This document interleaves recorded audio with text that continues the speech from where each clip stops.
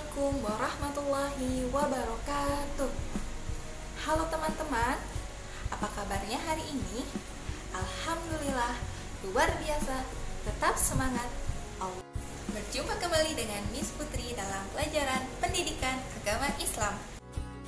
Sebelum kita memulai kegiatan pembelajaran, ada kesepakatan belajar yang harus kita sepakati. Yang pertama, teman-teman harus fokus. Yang kedua, teman-teman harus siapkan buku dan alat tulisnya. Yang ketiga, teman-teman harus mendengarkan apa yang disampaikan oleh guru dengan baik. Yang keempat, teman-teman harus mengerjakan tugasnya dengan tepat waktu. Dan yang kelima, teman-teman silahkan rapikan kembali buku dan alat tulisnya setelah selesai digunakan. Sebelum kegiatan pembelajaran dimulai, alangkah baiknya kita sama-sama awali untuk berdoa. Kita baca basmalah serta doa sebelum belajar. Sikap berdoa, tangan diangkat, kepala ditundukkan. A'udzubillahi minasyaitonirrajim. Bismillahirrahmanirrahim. Raditu billahi rabbah wa bil islami dina wa bi muhammadin nabiyyan wa rasula. Rabbi zidni ilma warzuqni fahma. Amin. Alhamdulillah, kita sudah selesai berdoa. Terima kasih teman-teman sudah berdoa dengan baik. Sebelum kita memulai kegiatan belajar, kita tepuk semangat dulu ya teman-teman. Siap ya? Tepuk semangat. Semangat. Yeay. Semoga teman-teman semangat ya. Pada video pembelajaran ini, kita akan mempelajari pelajaran 1, tema belajar surah An-Nasr. Subtema surah An-Nasr, kemudian sebab diturunkannya surah An-Nasr, dan isi kandungan surah An-Nasr. Pada pembelajaran kali ini ada tujuan pembelajaran yang harus teman-teman capai. Tujuan pembelajaran tersebut yaitu adalah 1. Siswa mampu mengetahui arti dan sebab diturunkannya surah An-Nasr dengan benar. 2. Siswa mampu membaca surah An-Nasr dengan benar. 3. Siswa harus mampu membaca dan menulis kalimat serta huruf sambung dari surah An-Nasr dengan benar. Yang keempat, siswa mampu menghafal surah An-Nasr dengan benar. Dan yang kelima, siswa harus mampu mengetahui isi kandungan dari surah An-Nasr dengan benar. Nah teman-teman, itu 5 tujuan pembelajaran pada pembelajaran kali ini. Semoga teman-teman bisa mencapainya dengan baik ya. Baik teman-teman, Miss Putri sudah menyediakan satu gambar. Silakan teman-teman amati gambar tersebut yang ada pada layar. Nah, apakah teman-teman sudah mengetahui kira-kira pada gambar tersebut terdapat satu surah yang ada di dalam Al-Quran? Kira-kira surah apakah itu? Teman-teman sudah tahu jawabannya? Oke, betul. Surah tersebut adalah surah An-Nasr. Pasti teman-teman semua sudah menghafal surah tersebut. Oke, sekarang Miss Putri akan tanya, adakah yang tahu dari teman-teman surah An-Nasr itu artinya apa? Kemudian surah An-Nasr itu menempati urutan keberapa ya di dalam Al-Quran? Ada yang tahu? Kemudian diturunkannya di mana sih surat tersebut? Dan kenapa ya surat itu bisa diturunkan? Ada yang tahu jawabannya teman-teman? Nah, untuk lebih jelasnya, silahkan teman-teman simak video pembelajaran ini dengan baik ya. Teman-teman yang soleh dan soleha, Miss Putri akan menampilkan kembali di layar bacaan surah An-Nasr. Dan Miss Putri akan membacakan surah An-Nasr tersebut. Silakan teman-teman dengarkan dengan baik dan teman-teman bisa mengikuti atau mengulangnya setelah Miss Putri selesai membacanya. Miss Putri akan membacanya ya teman-teman, tolong disimak. A'udzu billahi minasyaitonir rajim. Bismillahirrahmanirrahim. Idza jaa nasrullahi wal fath wa ra'aitan nasa yadkhuluna fi dinillahi afwaja fasabbih bihamdi rabbika wastaghfir innahu kana tawwaba. Shadaqallahul azim. Nah teman-teman, itu dia tadi bacaan dari surah An-Nasr. Mudah-mudahan teman-teman tetap mengingat hafalan yang sudah teman-teman hafalkan, terutama untuk surah An-Nasr ini. Nah teman-teman, pada slide selanjutnya Miss Putri akan menjelaskan mengenai surah An-Nasr.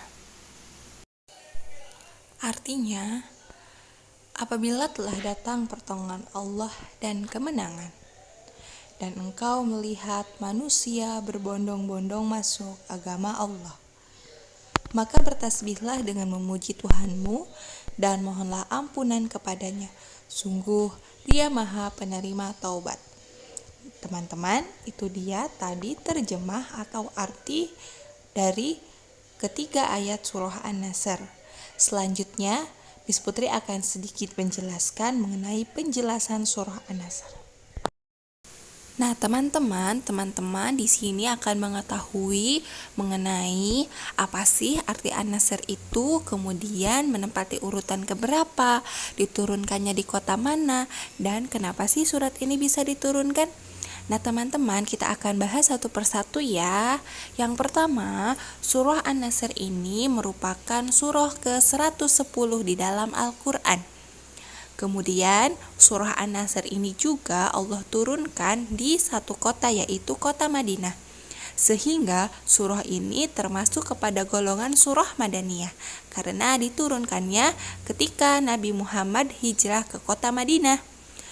Surah An-Nasr hanya memiliki 3 ayat teman-teman, dan kata An-Nasr pada surah ini memiliki arti pertolongan. Nah, sekarang Miss Putri akan tanya kepada teman-teman, adakah yang tahu kenapa sih surat ini bisa diturunkan? Sebab-sebabnya apa? Ada kisah apa sebelum surah ini diturunkan? Teman-teman penasaran, ingin tahu ada apa sih di balik diturunkannya surah An-Nasr ini? Nah, jika teman-teman penasaran dan ingin tahu, Miss Putri akan menampilkan satu video yang berkaitan dengan asbabul nuzul atau sebab-sebab diturunkannya surah An-Nasr ini. Ada peristiwa apa saja yang terjadi sebelum surah ini diturunkan? Nah, baik, silahkan simak video yang akan Miss Putri tampilkan di layar. Fathu Mekah, pembebasan kota Mekah.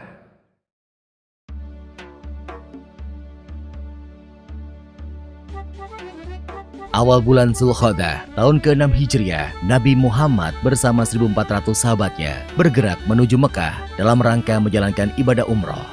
Rombongan besar tersebut membawa 70 ekor unta sebagai hewan kurban.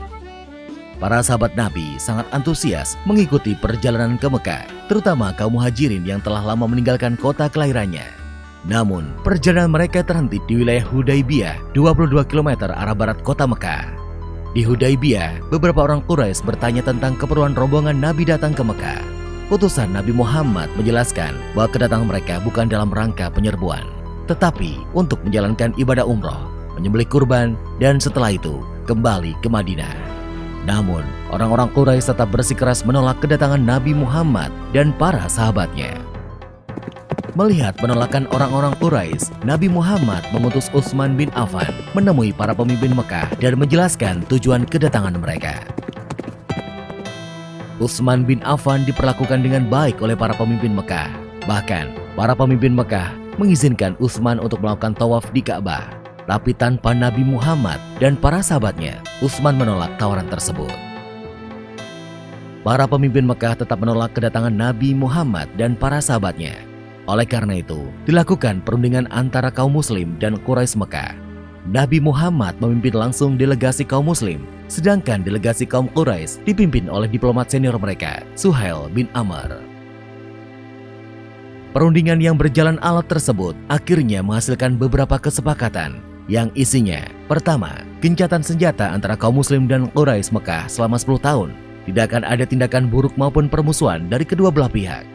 Kedua, jika ada yang datang kepada Muhammad tanpa izin keluarganya, maka dia harus dikembalikan. Dan jika ada muslim yang datang kepada kaum Quraisy, maka dia tidak akan dikembalikan. Ketiga, dibebaskan kepada seluruh klan yang ada di Arab untuk menjalin kerjasama kepada kaum muslim maupun kaum Quraisy. Keempat, pada tahun tersebut rombongan kaum muslim belum diperbolehkan memasuki Mekah. Pada tahun berikutnya, kaum muslim baru diizinkan masuk Mekah selama 3 hari dan hanya boleh bersenjatakan pedang tanpa diunus. Kelima, perjanjian antara kaum muslim dan Quraisy Mekah didasari ketulusan dan kesediaan untuk melaksanakannya tanpa penipuan dan penyelewengan. Kesepakatan yang dikenal sebagai Perjanjian Hudaibiyah tersebut dibuat rangkap 2, masing-masing untuk kaum muslim dan kaum Quraisy Mekah. Isi perjanjian yang dianggap merugikan pihak muslim itu membuat para sahabat keberatan. Namun, Nabi Muhammad berhasil meyakinkan para sahabatnya bahwa perjanjian tersebut sebenarnya sangat menguntungkan kaum muslimin. Setelah sekitar 20 hari berada di Hudaibiyah, Nabi Muhammad dan para sahabatnya kembali ke Madinah. Dalam perkembangannya, seperti yang tercantum dalam isi perjanjian, 2 suku yang saling berperang, yaitu suku Khuza'ah dan suku Bakr, menjatuhkan pilihan mereka. Suku Khuza'ah bergabung ke kaum muslim, sedangkan suku Bakr bergabung ke Quraisy. Mengikuti isi perjanjian Hudaibiyah, suku Khuza'ah dan suku Bakr juga melakukan gencatan senjata. Meskipun sepintas perjanjian Hudaibiyah merugikan kaum muslim, namun secara diplomasi, Nabi Muhammad meraih kemenangan politik melalui perjanjian tersebut. Kaum muslim diakui eksistensinya dan Islam diakui sebagai agama resmi di Jazirah Arab. Selain itu, kaum Quraisy Mekah juga mengakui Madinah sebagai sebuah negara. Perjanjian Hudaibiyah ternyata tidak berjalan sebagaimana mestinya. Ketika pihak Quraisy melakukan pelanggaran, suku Bakr melakukan penyergapan terhadap suku Khuza'ah di sebuah oasis. Penyergapan tersebut dibantu oleh Quraisy Mekah. Pelanggaran perjanjian Hudaibiyah membuat Nabi Muhammad dan para sahabatnya mengambil keputusan penting menyerbu Mekah. Sedangkan di Mekah, para pemimpin Quraisy yang menyadari pihaknya telah melakukan pelanggaran mengirim Abu Sufyan ke Madinah untuk melakukan diplomasi. Di Madinah, Abu Sufyan menemui Nabi Muhammad dan memberikan penjelasan panjang lebar. Namun, Nabi Muhammad tidak menghiraukan Abu Sufyan. Selain bertemu Nabi Muhammad, Abu Sufyan sempat menemui Abu Bakar, Umar bin Khattab, dan Ali bin Abi Thalib. Namun, tetap saja Abu Sufyan gagal menemukan jalan keluar. Didera putus asa, Abu Sufyan pun kembali ke Mekah. Setelah bertahun-tahun, jumlah pengikut Nabi Muhammad semakin besar. Kali ini, 10.000 pasukan muslim dengan persenjataan lengkap telah bersiap menuju Mekah. Parade panjang 10.000 pasukan muslim memulai perjalanannya ke Mekah. Kali ini, pasukan muslim akan melaksanakan misi yang sangat menentukan, yaitu Fathu Mekah atau pembebasan kota Mekah dari tangan kaum Quraisy. Para pemimpin Mekah sama sekali tidak menduga kekuatan pasukan Nabi Muhammad. Nabi Muhammad membagi 3 pasukannya melewati jalan yang berbeda, sehingga musuh tidak bisa memperkirakan dengan tepat jumlah pasukan muslim. Ketika pasukan muslim memasuki Mekah, kaum Quraisy hanya bisa pasrah karena tidak mungkin melawan kekuatan sebesar itu. Abu Sufyan dan para pemimpin Mekah lainnya menyerah kepada Nabi Muhammad. Setelah menguasai Mekah tanpa pertumpahan darah, Nabi Muhammad mengambil keputusan yang tidak terduga dan tidak sesuai dengan tradisi bangsa Arab. Nabi Muhammad memerintahkan para pemimpin pasukannya mengucapkan Al-Yaum, Yaum Al-Marhamah, yang artinya adalah hari ini hari kasih sayang. Nabi Muhammad mengampuni semua penduduk Mekah dan melarang pasukannya melakukan pertumpahan darah. Hari itu, 17 Ramadan tahun ke-8 Hijriah, Mekah berhasil dibebaskan dari kekuasaan kaum Quraisy Mekah. Saat itu juga, berhala-berhala yang berada di sekitar Ka'bah dihancurkan.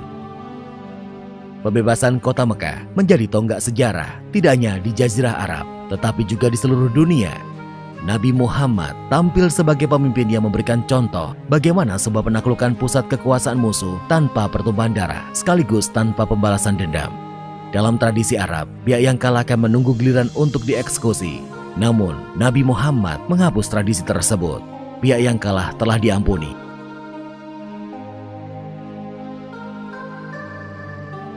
Setelah Ka'bah dibersihkan dari berbagai jenis berhala, Bilal pun diperintahkan Nabi untuk mengumandangkan azan. Baik teman-teman, itu tadi dia video mengenai peristiwa Fathu Mekah, di mana peristiwa ini terjadi ketika surah An-Nasr itu belum diturunkan. Miss Putri akan sedikit memberikan kesimpulan. Yang pertama, pada video tersebut terjadi sebuah peristiwa yang bernama Fathu Mekah. Fathu Mekah ini merupakan peristiwa pembebasan kota Mekah dari orang-orang suku Quraisy. Pada peristiwa tersebut, Nabi Muhammad mendapatkan kemenangan atas izin Allah dan atas pertolongan Allah. Nah, itulah mengapa surah An-Nasr ini diberi arti pertolongan, karena pertolongan Allah itu akan datang untuk orang-orang yang beriman. Pada peristiwa itu juga diceritakan bahwa orang-orang suku Quraisy yang tadinya tidak meyakini dan tidak menyembah Allah, ketika peristiwa itu terjadi dan Nabi Muhammad mendapatkan kemenangan, akhirnya mereka pun meyakini dan akhirnya masuk Islam. Selanjutnya kita akan membahas mengenai isi kandungan surah An-Nasr. Nah, surah ini menjelaskan perintah Allah kepada Nabi Muhammad SAW untuk selalu bertasbih dan memuji Allah. Itu sesuai dengan arti dari ayat ke-3 dari surah An-Nasr. Kemudian surah ini juga menceritakan Nabi Muhammad diperintahkan untuk selalu meminta ampunan Allah bagi dirinya dan bagi orang-orang yang beriman.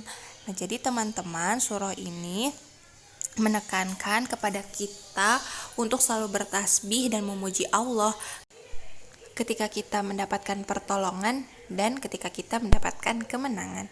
Selain itu, kita juga dianjurkan untuk selalu meminta ampunan Allah Subhanahu wa taala, karena kita sebagai manusia pasti tidak luput dari kesalahan, sehingga kita harus selalu meminta ampunan dari Allah Subhanahu wa taala, karena Allah Maha mengampuni atas segala kesalahan hambanya.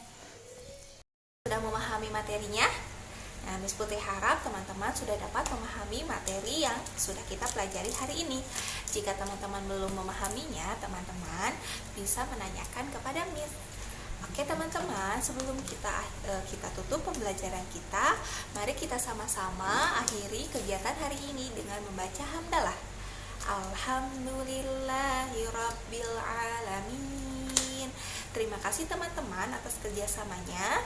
Semoga teman-teman selalu diberikan kesehatan dan tetap patuhi protokol kesehatan. Oke teman-teman, Miss Putri akhiri.